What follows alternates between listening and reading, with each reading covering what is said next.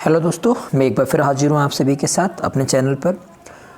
मैं आज डिस्कस करूँगा कि जो लेखपाल 2022 जिसका आवेदन आज से अर्थात 7 जनवरी 2022 से शुरू होना है और जिसकी अंतिम तारीख हमारी 28 जनवरी 2022 तक की दी गई है, तो उसके माध्यम से जब लेखपाल की जो वैकेंसी है जिसमें 8085 पदों के बारे में बात की गई है, तो उसके तहत कौन कौन से 4 सब्जेक्ट से आपसे 100 क्वेश्चन पूछे जाने हैं। ठीक है, आपको जैसे मैं जानकारी दे चुका हूँ कि हिंदी से 25 क्वेश्चन, मैथमेटिक्स से 25 क्वेश्चन, सामान्य ज्ञान से 25 क्वेश्चन और ग्रामीण परिवेश से 25 क्वेश्चन, मतलब 100 क्वेश्चन 100 नंबर में आएंगे और टोटल टाइम कितना होगा, 120 मिनट का टाइम होगा, अर्थात 2 घंटे का टाइम होगा। ठीक है, तो हम लोग ये जान लेते हैं कि हिंदी में कौन कौन सा सिलेबस आना है, मैथ से कौन कौन से चैप्टर आपको तैयार करने, सामान्य ज्ञान से कौन से चैप्टर तैयार करने और ग्रामीण विकास से ग्रामीण परिवेश से कौन से चैप्टर आपको तैयार करने हैं। ठीक है, सिलेबस फटाफट नज़र डाल लेते हैं भाई हम लोग। ध्यान दीजिए, हिंदी में आप समास देख सकते हैं। समास है, पर्यायवाची है, विलोम, तत्सम एवं तद्भव, संधियाँ, जो भी संधि हैं आपकी संधि विच्छेद, वाक्यांशों के लिए एक शब्द, लोकोक्तियाँ एवं मुहावरे, वाक्य संशोधन, लिंग, वचन, कारक, काल, बर्तनी। बर्तनी समझते हैं आप, अशुद्ध मतलब बर्तनी लिखी होती है, जैसे उज्ज्वल है, उज्ज्वल ठीक तरीके से कैसे लिखा जाता है ना, अंतर्राष्ट्रीय कैसे लिखा जाता है, मतलब इस तरह से बर्तनी का सुधार संशोधन के बारे में पूछ लेते हैं। त्रुटि से संबंधित शब्द होते हैं आपकी, ठीक है, और अनेकार्थी शब्द, एक शब्द के लिए अनेक शब्द, ठीक है, अपठित गद्यांश पर आधारित प्रश्न। ये आपका हिंदी का सिलेबस हो गया। वहीं हम लोग बात करें मैथ्स के बारे में, तो मैथ्स में आप संख्या पद्धति, आपका पहला चैप्टर दिखाया गया। संख्या पद्धति है, प्रतिशतता है, परसेंटेज, लाभ हानि, प्रॉफिट एंड लॉस, और प्रॉफिट एंड लॉस में आप याद रखेंगे बट्टा भी है, ठीक है, डिस्काउंट भी है, क्योंकि प्रीवियस 2015 का पेपर देखेंगे तो बट्टा से प्रश्न आया हुआ है। ठीक है, अब यहाँ पर सांख्यिकी स्टैटिक्स आ जाती है। स्टैटिक्स आपकी पूरी माध्य माध्यिका, विचलन विचरण जो भी कुछ होता है सांख्यिकी में सब पूछा जाएगा।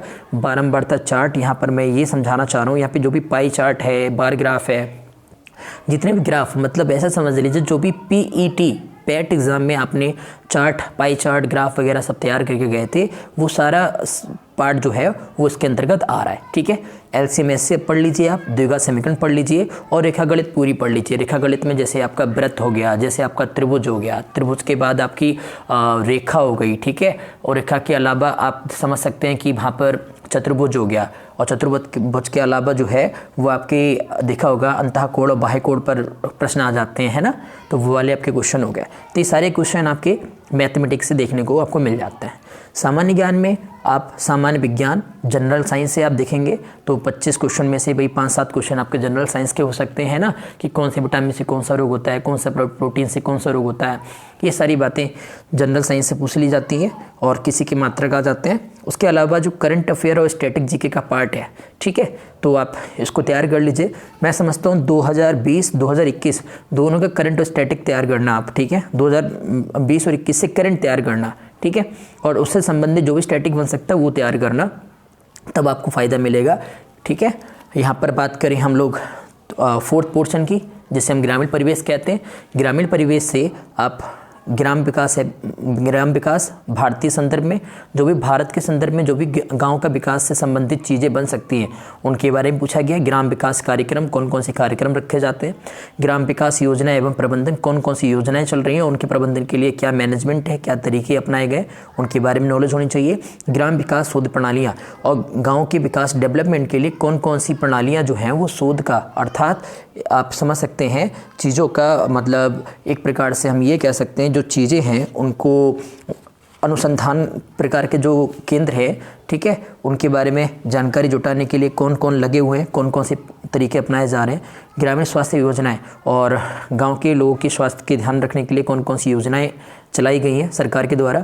ग्रामीण सामाजिक विकास, और किसी भी ग्रामीण का सामाजिक विकास कैसे हो सकता है और क्या क्या कारक हैं उसमें, इन सभी चीज़ों को पढ़ेंगे। ग्राम विकास और भूमि सुधार, गाँव का विकास कैसे हो सकता है और भूमि में सुधार की क्या गुंजाइशें या जो गुंजाइशें हुई हैं वो क्या हुई हैं, उनके बारे में जानकारी रखेंगे।